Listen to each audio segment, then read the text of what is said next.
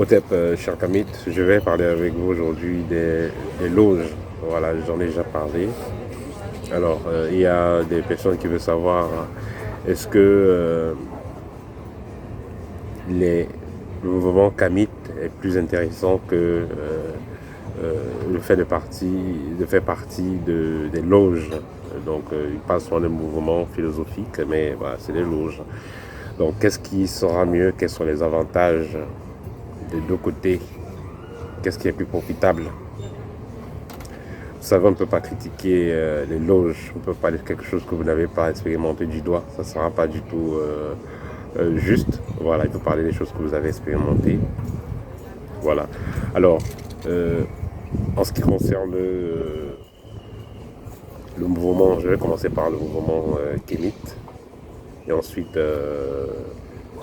parler des loges.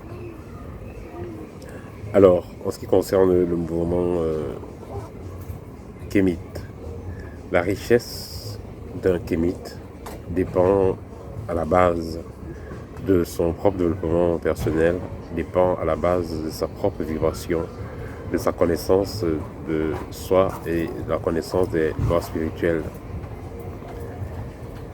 Avant de pouvoir gérer, avant de pouvoir être capable, avant d'être capable, autant pour moi, de gérer certaines sommes d'argent, il faut avoir déjà certaines vibrations. Comme je le dis souvent, si vous donnez 1 million d'euros à une personne qui n'est pas préparée, après 3 mois ou peut-être 3 semaines, cette personne on peut vous dire qu'elle est morte. Pourquoi? Parce qu'elle a commencé à boire de l'alcool, elle a voulu essayer toutes les drogues possibles, ou aller prendre une voiture et aller faire des jeux bizarres, ou aller, ou peut-être elle allait dans une boîte de nuit, chercher la bagarre, prendre la femme des gens et se faire fuser et tout ça.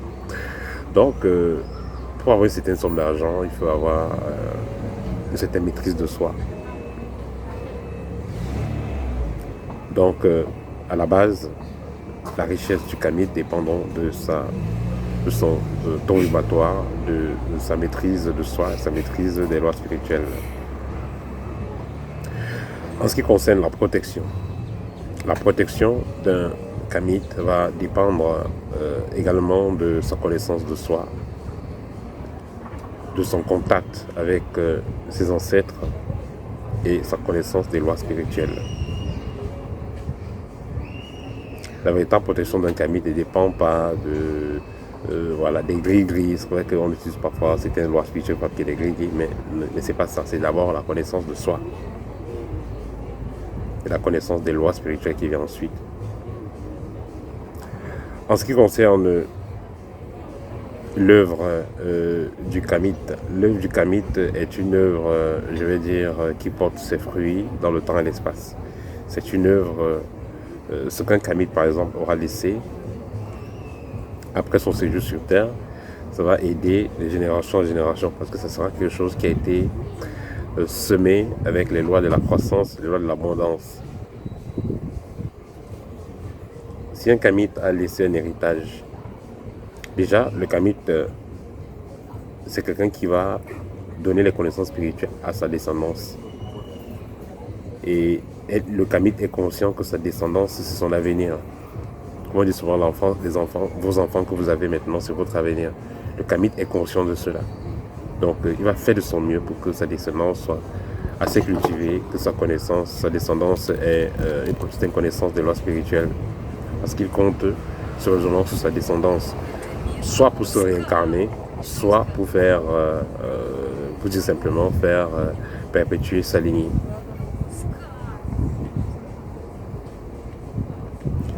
Le Kamit va avoir son rayonnement sur son travail personnel, sur son développement personnel. C'est ça qui détermine le rayonnement du Kamit, son travail personnel sur soi. C'est ça qui va déterminer le rayonnement du Kamit. Le rayonnement du Kamit ne sera donc pas en aucun cas déterminé sur soit sur le hasard, soit sur les énergies d'autrui. En tout cas, je vais en parler plus tard en ce qui concerne les lots. Ensuite, le pouvoir du Kamit, le pouvoir spirituel du Kamit, c'est un pouvoir spirituel illimité parce que le Kamit, pour le Kamit, il n'y a pas de barrière, il n'y a pas de limite en ce qui concerne le pouvoir spirituel. le kamite va atteindre les degrés d'évolution ou de spiritualité ou voilà, de croissance mystique, appelez ça comme vous voulez. Il va atteindre le maximum en fonction de sa volonté profonde. Il n'y aura pas de barrière en tant que telle pour l'évolution de la conscience d'un kamite. Plus il est disposé à travailler, plus il a de l'énergie pour travailler spirituellement, plus les résultats vont repousser les limites.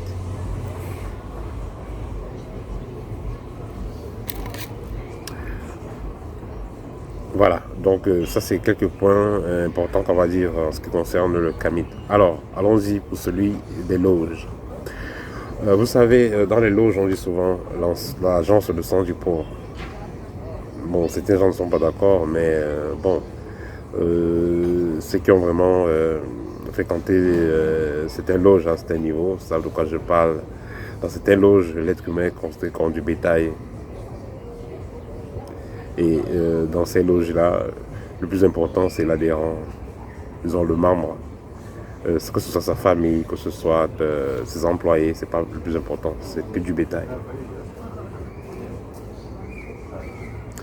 Donc, dans une loge, la richesse de celui qui fait partie d'une loge à caractère critique, sa richesse de son pouvoir dépend de son cœur. Plus il a le gros cœur, plus il a encore, comme soit le gros cœur au pays, donc le courage.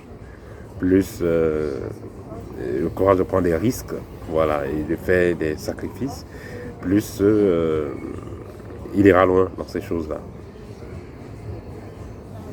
Vous savez, comme Dieu fonctionne de cette façon, entre guillemets, le diable fonctionne de la même façon. C'est-à-dire, quand vous avez l'aptitude de faire du bien et d'apporter la lumière, l'univers, ou alors Dieu, va faire en sorte que vous ayez encore plus d'opportunités pour apporter plus de lumière. C'est la même chose que le diable fait. Si vous avez cette capacité-là ou cette volonté-là de faire du mal, entre guillemets, le diable va vous mettre dans des positions où vous aurez encore l'avantage de faire encore plus de mal. J'ai vu ça dans les loges. On se plaint de certains membres qui sont maléfiques, qui font du mal aux autres. Et les semaines qui suivent, la grande loge depuis la France nomme ces malfaiteurs-là, on les nomme grands maîtres, on les donne des postes intéressants. Alors qu'en temps normal, puisqu'on a vu que c'était des gens qui n'étaient pas sérieux, on ne devait pas les positionner. Mais au contraire, on va les positionner. Parce que justement, ils ont compris comment ça fonctionne. Donc c'est comme ça que ces choses-là fonctionnent, ces loges-là. Ça fonctionne à l'envers. Celui qui est loyal, celui qui est honnête, celui qui veut le bien de tous, non, il n'y a pas sa place. Ils veulent celui qui est malhonnête, celui qui veut un bien personnel, celui qui s'en fout de tout le monde. C'est ça qu'ils veulent. Dans la richesse, dans les loges, dépend donc du courage de l'adhérent et de qu'est-ce qu'il est prêt à sacrifier. En ce qui concerne la protection dans les loges, la protection dans les loges, à la base, c'est les régors, mais il faut noter que ça peut être décevant quelque part parce que si vous êtes membre d'une loge et il y a quelqu'un qui vous persécute, qui est membre de la même loge, et il a beaucoup d'argent, il peut juste aller dans la loge là, il fait un petit don d'argent et voilà, il y aura les codes pour vous contrôler et il fera ce qu'il veut de vous. Donc vous ne pouvez rien faire face à lui parce qu'il a plus d'argent. Donc dans ces loges là, c'est l'agent qui commande. Voilà, celui qui a l'argent a tout. Celui qui n'a pas l'argent, tant pis pour lui. Ils vont vous dire que oui, entre membres, il n'y a pas de coups bas. C'est faux. Entre membres, ils se font des coups bas. Entre membres, ils se font des coups bas. C'est celui qui a l'argent qui domine.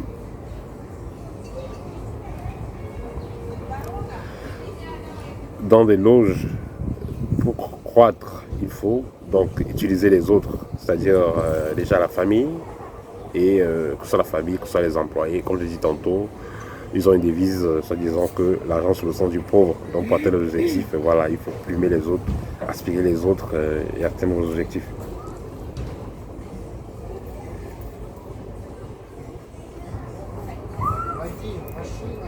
En ce qui concerne le pouvoir spirituel, ceux qui font partie des loges ont le pouvoir va venir des puces qu'ils reçoivent pendant l'initiation.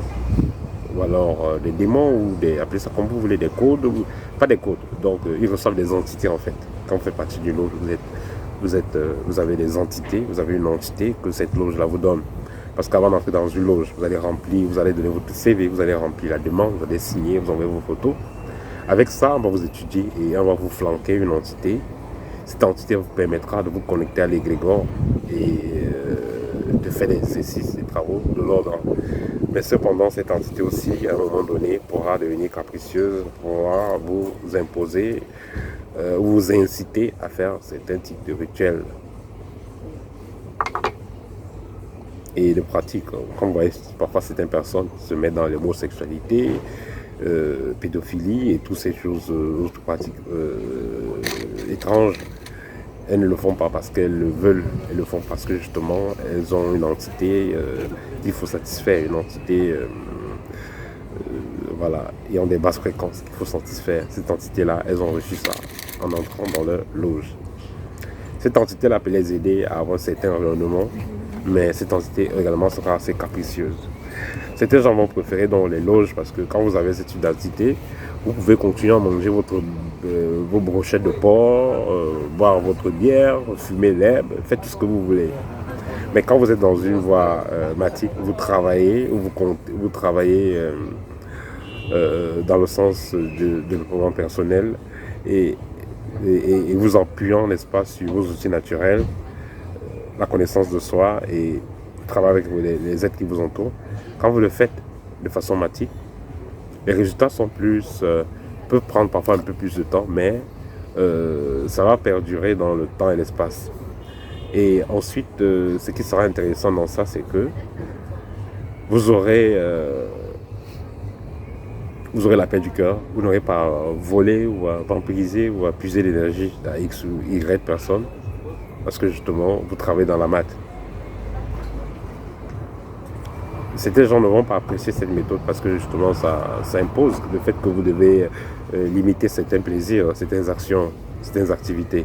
Alors que celui qui est dans des loges, il peut manger ce qu'il veut, boire ce qu'il veut.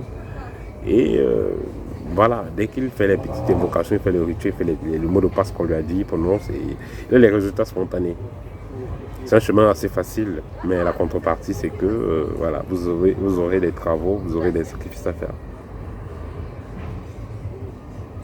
Alors, celui qui est dans les loges, il est soumis à son égrégore, il est soumis à ses supérieurs de loge. Or, le kamite, il n'est pas soumis à un égrégore, il n'est pas soumis à un supérieur de loge, parce que le kamite, il travaille à la base, il travaille avec ses propres capacités et il travaille en harmonie avec ses guides. Donc, il n'y a pas d'humains qui vont l'imposer de faire certains rituels ou certaines pratiques. Alors que celui qui est dans les loges, parfois on peut l'imposer à faire certaines pratiques. Ceux qui lui ont initié, ceux qui l'ont amené dans son siècle, peuvent lui imposer, peuvent lui faire certaines réclamations et il est obligé de répondre. Donc il est dépendant. Et vous allez constater, surtout en Afrique, on a vu des présidents qui ont chuté assez bizarrement. Le président était là, il est entré dans cette loge, mais après, vous avez le cas du Gabon. Après, il a une chute assez brutale, maladie, et après il se retrouve, il perd son pouvoir totalement et tout. Le pouvoir se donne d'abord spirituellement, comme il se perd d'abord spirituellement avant de se perdre physiquement. Ça veut dire qu'on l'a d'abord lâché dans son égrégore avant qu'il soit lâché physiquement. Et voilà, c'est des choses qui arrivent quand vous dépendez donc d'une loge. Or, quand vous êtes un kami, vous ne dépendez pas d'une certaine loge. Vous travaillez en connexion directe avec votre moi supérieur, avec vos ancêtres, avec le divin, avec la source. Dans ce cas, vous n'aurez pas à craindre des coups bas. Vous faites tout simplement ce que vous avez lieu de faire. Vous suivez tout simplement vos engagements et tout ira bien.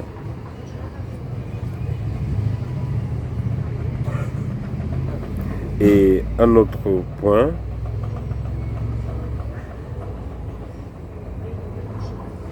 voilà, un autre point, c'est que quand vous êtes dans des loges, votre prochaine réincarnation n'est pas garantie.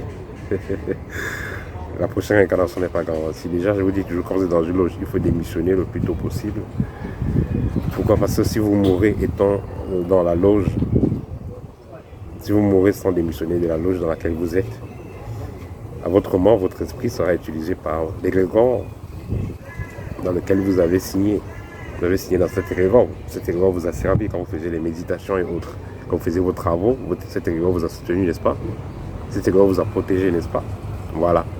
Maintenant, il faudra aussi que vous alliez donc travailler pour cet égrégore à votre mort.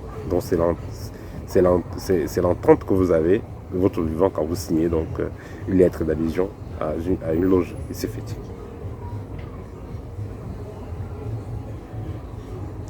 Bon, certains pensent que voilà, pour faire briller son entreprise, ses affaires, il faut forcément être dans une loge. Pas du tout. Et notez que de nos jours, ce n'est pas que aller travailler pour l'État, aller travailler dans une compagnie de l'État ou aller travailler dans un ministère de l'État, que ce sont les seules voies pour être à l'aise. Moi, je dis souvent, la priorité pour le Kamit de nos jours doit être de faire dans l'entrepreneuriat, ouvrir sa propre entreprise. Et toutes les entreprises ne sont pas obligées d'être physiques. Il y a des entreprises qui sont online. Vous êtes le PDG, vous avez créé l'entreprise online et vous avez des directrices ou des directeurs qui travaillent physiquement dans vos différentes entreprises. Voilà, ça vous donne plus de temps de vous concentrer dans votre spiritualité. Vous avez plus de temps pour voyager et vous découvrir le monde dans lequel nous vivons, découvrir les merveilles de ce monde, c'est tout. Et comme je le dis souvent, l'enfer, c'est aussi sur terre, mais le paradis, c'est aussi sur terre. Donc, faites un bon programme de vie, nourrissez-le avec la méditation, avec vos engagements, avec vos actions. Et avec le temps, tout va se réaliser comme vous voulez. Voilà, donc ça c'était le petit partage que je voulais faire avec vous en ce qui concerne le fait d'être Kamit et le fait d'être dans une loge. Je pense que vous allez vous avez vous-même cerné quelle est la différence. Voilà, on va se dire à très bientôt. Voilà, au TEP, cher Kamit.